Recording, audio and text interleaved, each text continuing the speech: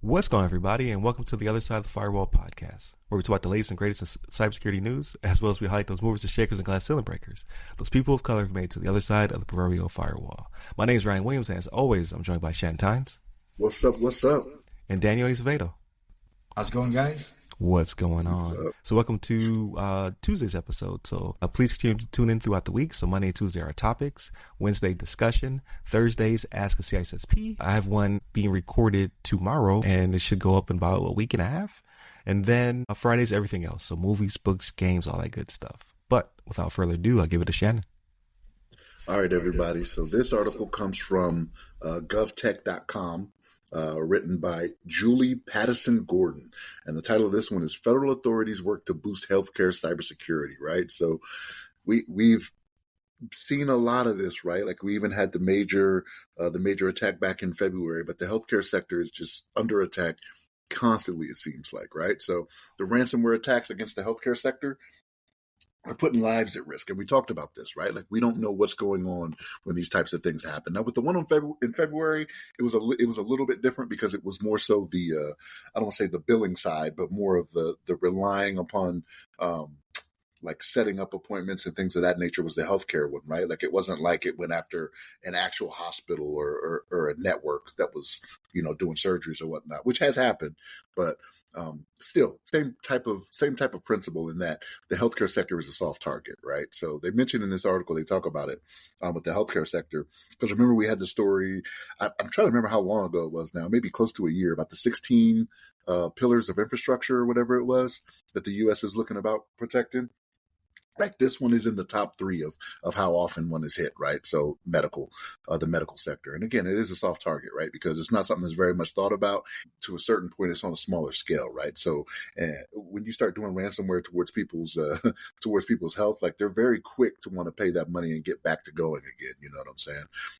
Because again, people's lives are at risk, right? And that's what they talk about in the article here. It's like, hey, this becoming more frequent of a target is going to be something that's going to end up being more deadly. It's pretty much the gist of the article, right? So they just talk about ransomware attackers increasingly striking the sector, again, which we already know because we report on it. It seems like at least once a month, we're out here with some type of healthcare attack or whatnot, right? And again, when it comes to the healthcare sector, emergency services is another one that we've seen happening a little bit more as well. Like these companies are going to be quicker to pay this ransom. They want to get back in business, whether it be that they really care about saving people's lives or whether or not it's for profit and they want the money right out of these hospitals, right? Which is what I'm inclined to believe because healthcare is just crazy expensive now, right? I don't know if you guys ever see the bills. So like for me, I'm TRICARE, right? Like I see the bills that come in and like what I would have to pay if I didn't have insurance. And I'm like, man, thank you for insurance. But I'm like, this medical is just out of control right now, man. Like it is a lot of money to do these things. And I don't know what all goes into it, right? Like I'm not going to assume like the R&D could be more for a scalpel of certain type or something that they're using. I don't know. I'm guessing here, right? It's kind of like Independence Day, right? $30,000 for a toilet seat, $10,000 for a hammer, like his dad was talking about. Like, I don't understand why the prices are what they are, but they are that much. But yeah, the healthcare sector is a soft target, right? It's kind of like when people talk about, and I'm not trying to get too much into this, but when they talk about guns, people using guns and going into schools, right? It's a soft target. Like, unless you have some type of security there or some type of officer or something, it is an easy target to go after, right? And that's what we're running into. And it's a sad state of affairs because and we talk about this usually when we break, I don't want to say break one of these articles, but when we talk about it, it's very often said that we don't know what the second and third order effects are, whether or not someone lost their lives, but it's almost I hate to say it like this, but it's almost a guarantee that someone inadvertently, at least, right, whether through the second or third order effects, lost their life or had serious damage occurred because of it, right? Like even with the healthcare one in February, it could be that they couldn't schedule someone that needed some type of surgery or something like that, and they waited too long and they could have passed from it, right? Like you can't sit here, you don't write on the death certificate from healthcare ransomware, attack or anything like that. It's natural causes, right? Because the heart gave out, an organ gave out, or whatever. But it's because they did not have secure access or ready access to what was needed medically, right? And that's kind of how that goes. And it didn't surprise me to see this, but it kind of brought me down a little bit. I'm like, yeah, I know, right? Even when we do the articles, we talk about it, but it just brings it to the forefront a little bit more. You know what I'm saying? But Daniel, what's your thoughts on this, man? Yeah, this is always like a very, I think, a sensitive topic. Maybe that hopefully it's trickling into the mainstream media a little bit more and that people are more aware about it. I'll be very careful how I talk about this topic because I got some strong opinions, though, on the direction of where the article is going. I will say I do like how the writer refers to hospital and medical staff usually being off limits during wartime. But with cyber criminals, it's kind of like just free game where I just feel like, it's kind of slimy and scummy that, malicious actors and these things, if they want to go towards like large industries or, the Googles and the Amazons of the world, that's cool. But hospitals, it's kind of like, why not the big pharma? Why not like the big medical insurance companies that are actually, they're the ones that are actually making a lot of money? It's because maybe some of these rural hospitals are easy targets and some of the smaller ones make it easy. Some of the large hospitals, maybe that's like a big money ticket for them as well. It just seems that they don't follow the Robin Hood mentality. They're just kind of like just in there, like smash and go, kind of almost like a drive-by or something like that. With that being said, the article talks about, and I think if I'm not mistaken, the article is talking about how federal authorities want to work towards boosting healthcare cybersecurity. Here I have a big issue though with it, right? Because yes, the thing is that Jon Stewart has a great 1-minute clip and he talks about how the tax in the US works and how medical insurance is a big scam. They're double dipping and how big pharma is as well, right? We pay for goods and services. They go to the US, which in turn is supposed to give us goods and services for the money we pay, but they give it to these companies, which then we have to give money to those companies for those goods and services, right? So now they're looking at trying to come up with, I think that they talk about $1.3 billion talking around to maybe give to come up with some new initiatives where I'm like, no. With my opinion, what we need to do is we need to come up with better legislation and regulation for the hospitals and then some way hook in big pharma and the medical insurance companies to provide the budget for that kind of cybersecurity requirements that these places need. Because the thing is that if they give $1.3 billion now, that means more tax money. Everybody's bottom dollar is going to be suffering. There's no guarantee that the right rural hospitals or places are going to get the support and expertise they're going to need.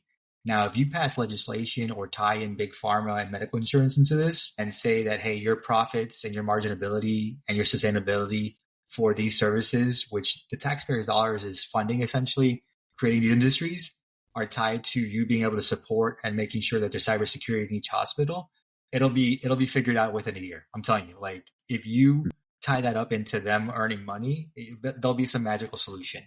But just kind of the same old method of, hey, we're going to give funding to this, throw $1.3 million behind it, and then it'll be a 5-year program or plan.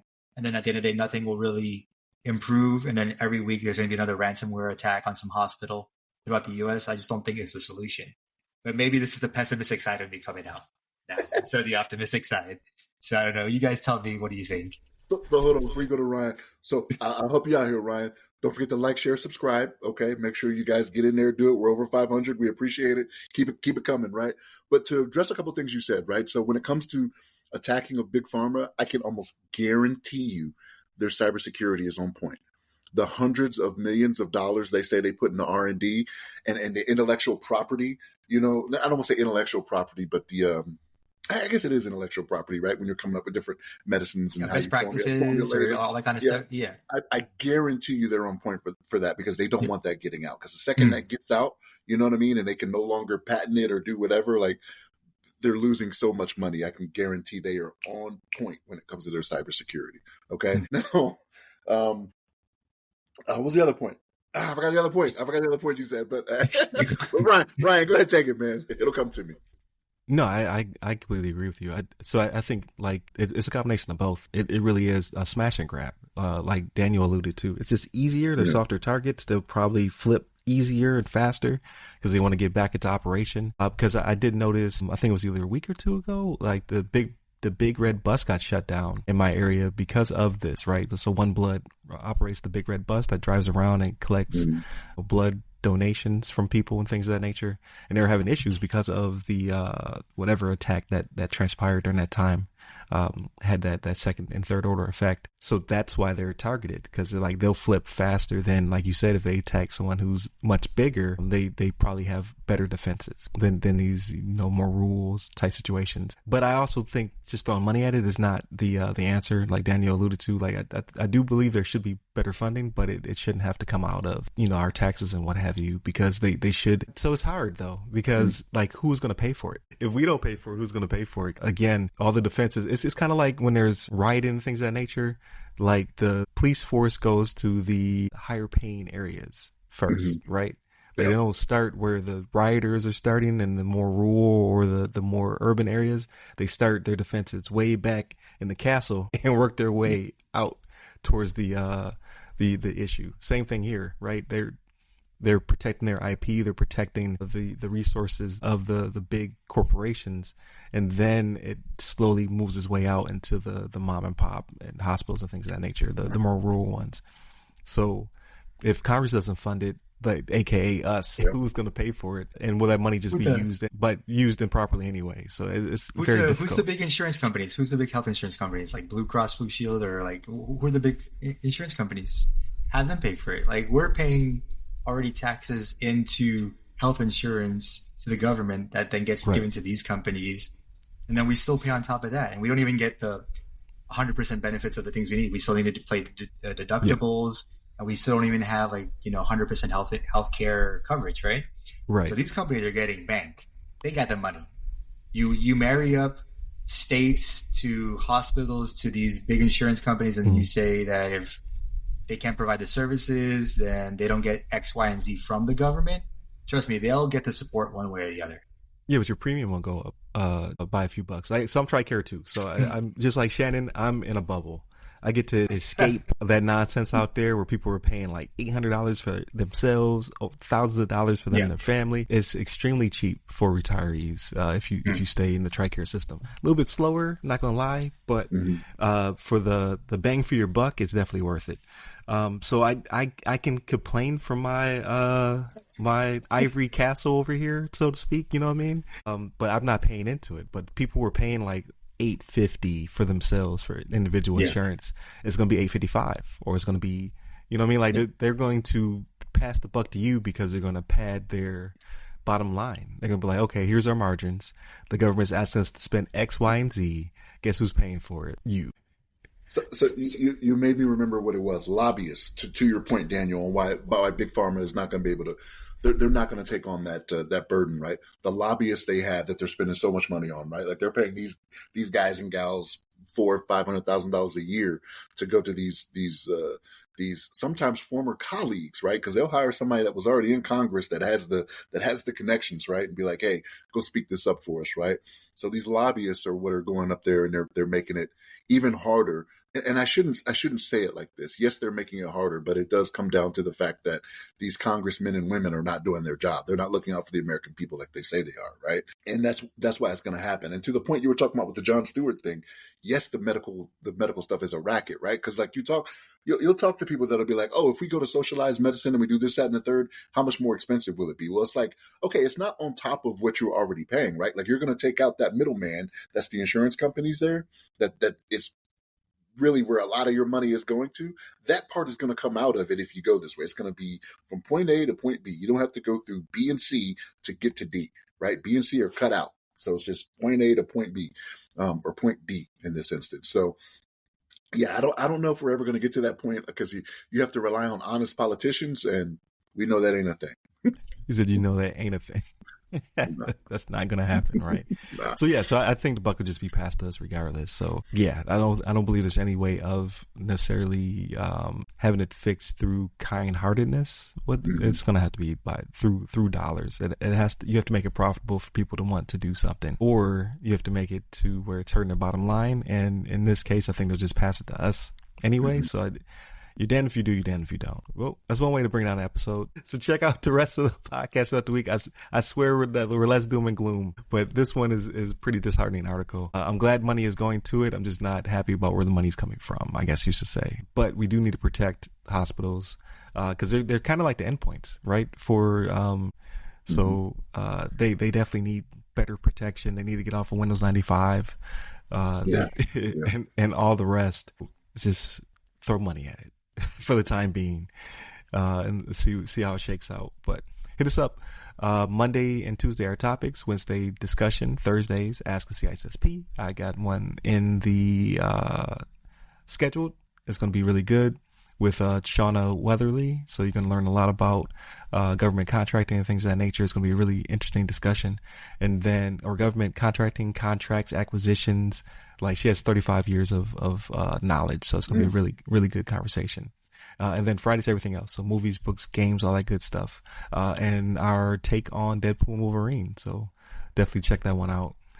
Hit up all the websites that go by our name, The Other Side of the Firewall, The Other Side of the FW, or Ask CISSP. Hit me up personally. I'm at RY Security Guy. That's RY Security Guy. You can find me on all the social media platforms. And you, Daniel, where can they find you? On LinkedIn by my name, Daniel Acevedo. There it is. Stay safe, stay secure.